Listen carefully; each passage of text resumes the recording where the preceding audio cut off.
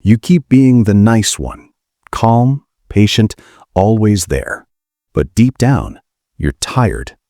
Not because you're weak, but because you're done being taken for granted. This isn't about changing who you are. It's about protecting who you've always been. If you've ever said yes when you wanted to say no, this video was made for you. Stay till the end. You'll feel seen. Welcome to the Mind ToolKit, where emotional clarity meets real-life skills. If you've been the one always saying yes, always available, always putting others first, it's time to pause. In today's video, we'll explore why being too nice often backfires, how people-pleasing quietly drains your energy, and why saying no is a life skill you can't ignore. You're not weak, you're just tired of being taken for granted. If this speaks to you, hit subscribe, like, and share with someone who needs this truth today. Let's rebuild your strength, one mindset shift at a time. Why being too nice always backfires in the real world. In a world that praises kindness but quietly rewards power, being too nice can become a silent trap.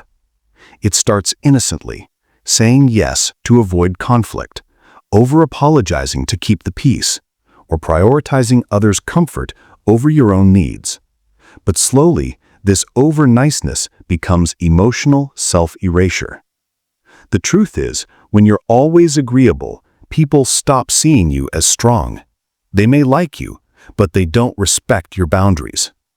You become the go-to person, not because you're valued, but because you're available, compliant, and unlikely to say no. This isn't kindness, it's self-neglect disguised as virtue. What many people don't realize is, real kindness includes self-respect.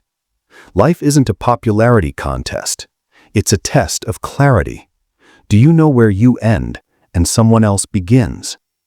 Being nice should not mean tolerating disrespect, swallowing discomfort, or living in fear of being disliked. If your niceness comes at the cost of your dignity, it's not a life skill, it's emotional people-pleasing. The skill that matters most here is assertiveness, the ability to speak up without guilt, to say no without explanation, and to walk away without drama. In the real world, being too nice won't protect you, but being clear, calm, and self-respecting just might. The hidden cost of people-pleasing you don't notice until it's too late. At first, being a people-pleaser feels like a strength. You're kind, helpful, flexible, the person everyone can rely on. You earn approval, avoid conflict, and keep the peace. It feels good until it doesn't. What most people don't see coming is the quiet toll it takes on your mental and emotional health. You start saying yes when you mean no. You prioritize others' needs while your own go unmet. You tolerate being overlooked, interrupted, dismissed, just to be liked. Over time, this constant self-abandonment turns into burnout, resentment, and low self-worth. And here's the trap. You do it all with a smile, because deep down you're afraid that if you stop being the nice one, you'll lose connection, love, or acceptance. But the truth is, real relationships don't require you to shrink. People-pleasing is not a personality trait. It's a learned survival strategy, often rooted in childhood, where love was conditional or conflict felt unsafe. But as adults, this strategy backfires. You end up surrounded by people who love the version of you that serves them, not the real you. The life skill you need isn't people-pleasing. It's self-trust, learning to hear your own voice, to say no without guilt, to disappoint others without abandoning yourself. Because the hidden cost of people-pleasing is losing your own identity. And by the time you realize it, You may not even recognize who you've become. Breaking this pattern isn't selfish. It's necessary. The most powerful thing you can do for others is show up as your full self, unapologetically. Why saying no is the most powerful life skill you'll ever learn. Saying no seems simple, just one word, 2 letters. Yet for many, it's the hardest thing to say.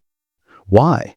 Because we've been conditioned to believe that no is rude, selfish, or confrontational.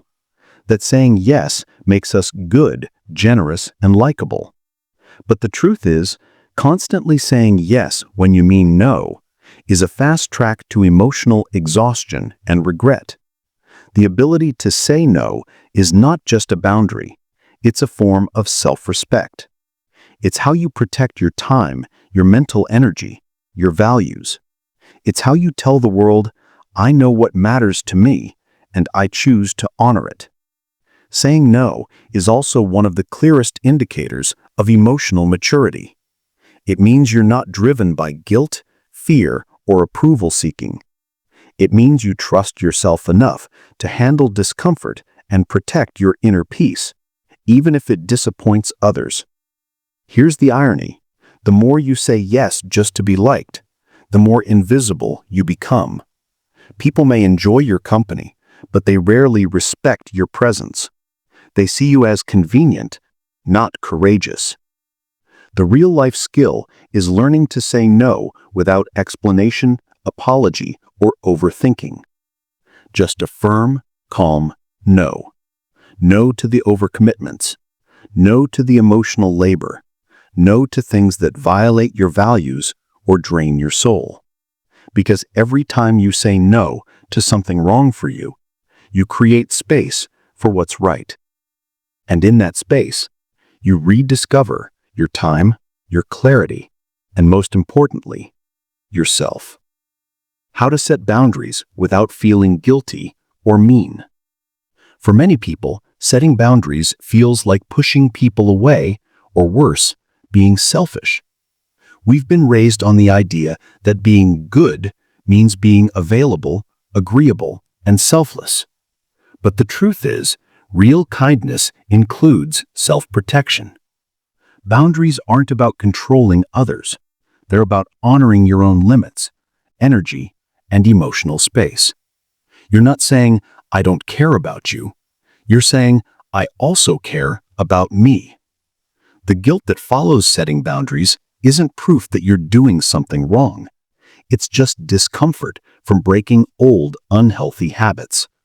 Especially for those who've spent a lifetime pleasing others, guilt is often the first sign that you're finally choosing yourself. The key is to set boundaries with clarity, not cruelty. You don't need to over-explain or apologize. A simple, calm statement like, I'm not available for that. I need time to recharge. I'm not comfortable with this. These aren't rejections. They're declarations of self-worth. The life skill here is assertive communication, speaking your needs clearly and calmly, without shrinking or snapping. It's not about being mean. It's about being honest, early, and consistent. And here's the magic. When you set boundaries, you don't just protect your peace, you teach others how to respect you. Healthy relationships require boundaries. Without them, you're not being generous. You're being emotionally replaceable. So next time you feel guilty for drawing a line, remember, you're not hurting anyone. You're just finally showing up for yourself. You're not weak. You're just tired of being taken for granted.